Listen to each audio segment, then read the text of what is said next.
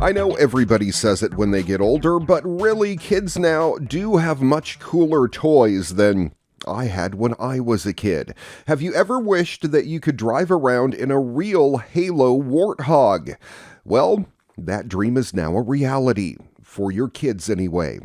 Yes, we are sorry to say that you will probably be over the weight limit for Microsoft's 24-volt Halo Warthog Ride-On, which is now available to order online at Walmart exclusively for $498.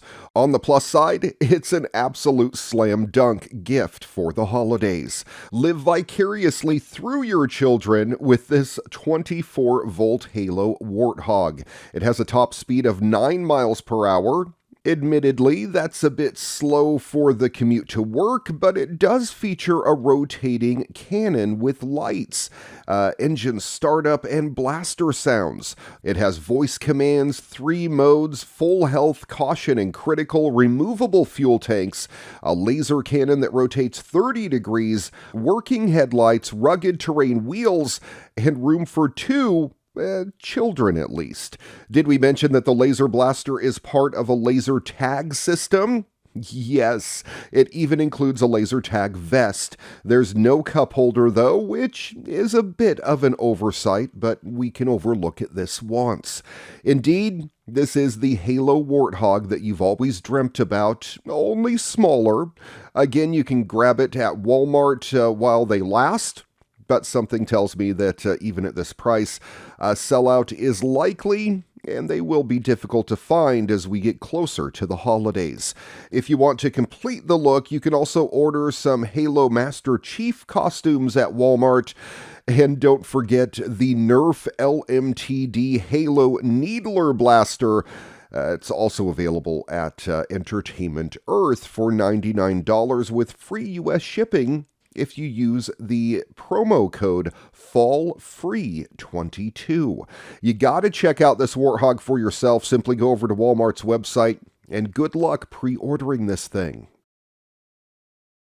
God of War is rolling out its marketing campaign for its impending release, and in this one, Ben Stiller has started a father-child support group as Kratos. I can see what they're going for here. At their core, modern God of Wars are all about dysfunctional father-son relationships. And LeBron James and John Travolta are bald with beards. But Ben Stiller isn't. So he's in charge? And they're all Kratos fans? Yeah, no, I can't actually see what they're going for here. I was lying. Well, look, you have your own brain and your own opinions. It is funny, though. Watch it for yourself, and yes, those are their real children. That's a great observation, John. Ella said that you'd think it was stupid.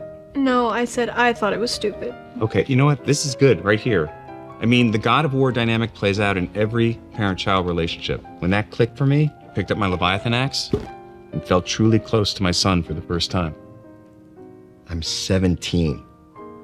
Exactly. Leviathan, axe. Ronnie, what's going on, man? You're a little quiet today. Anything to add? No. No is good. No counts. You know, Quinn was where you're at about a month ago, and look at him now. Okay, last night, 2 a.m., I'm laying in bed. What am I thinking about? Kratos. Are you kidding? That's me, big time. That's common for me. We believe you. You're being too thirsty. No, I'm hydrated. Specifically, the time he tried to protect Atreus from Baldur, and Atreus got so angry he shot Kratos through the chest with one of those, like that spiky thingy. It was an arrow. Arrow, right, spiky arrow thing. I mean, nobody can hurt you like your kids, right? LeBron? Guess so. What's going on beneath that headband? I'm not even wearing one. No, I know. You know, I mean, like if you were. When Bronny said he'd rather play against me than with me. Shot in the heart. Really? I think we call that a breakthrough. Some shots you just can't block. I can see that now, Ben. Kratos. I cannot believe I missed practice for this. I want all the breakthrough. Ella, why don't you ever hurt my feelings? Okay, you're old and you're bald. Just like Kratos. Now, John, last week you said you were finally ready to wear your Kratos outfit to the farmer's market. How'd that go? Incredible. I had people pointing at me going, "No, that's a really great dad." That's not why they were pointing. You were wearing a buckskin loincloth. Ella, it's not Buck, it's Bear. And I get those points all the time. People pointing, "Oh my God, look at that great dad." So why aren't you wearing that stuff today? Well, unfortunately, my armor bears the scars of a recent battle. He spilled a bunch of salsa on it. That can happen, especially with the leathers. Exactly. Tattletale. Look, if it was easy, every dad would be dressed like this, right? Does the costume really help? I don't know. Does the costume really help when you play basketball? It is a costume.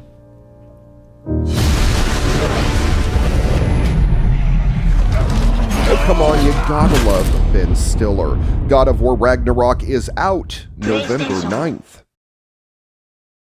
The world's most powerful rocket currently in operation took flight recently for the first time in more than 3 years. SpaceX's Falcon Heavy rocket, which consists of 3 of the company's modified Falcon 9 first-stage boosters, all strapped together, lifted off from Pad 39A at NASA's Space Kennedy Center. There was a lot of thick fog at the launch pad, but it all cleared up as soon as it took to the sky. The Heavy carried a handful of classified payloads towards geostationary orbit for the U.S. Space Force on a mission called USS F-44. It's the 4th launch for the SpaceX Falcon Heavy overall, and its first since June of 2019. That low flight rate stands in stark contrast to the company's Falcon 9 workhorse. That has flown more than once per week this year on average. And while the overwhelming majority of those Falcon 9 launches have used pre-flown boosters, today's Falcon Heavy launched on 3 brand new first stages. And the view of them coming down for a landing was just amazing. Past Falcon Heavy missions have also attempted landings of the central booster on one of SpaceX's automated drone ships in the Atlantic Ocean. However, mass and orbital requirements of the USS F-44's payload mandated that the core booster for this mission forego landing and future reuse in order to dedicate maximum fuel for a direct insertion into geostationary orbit. At roughly 4 minutes after launch, the Falcon Heavy's central core booster separated from the upper stage that sat atop it and began its descent towards a watery grave in the Atlantic Ocean.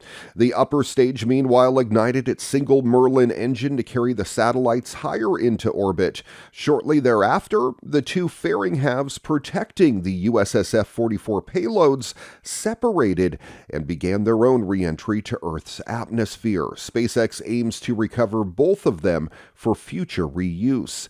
8 minutes after launch, the 2 Falcon Heavy side boosters performed simultaneous landing burns.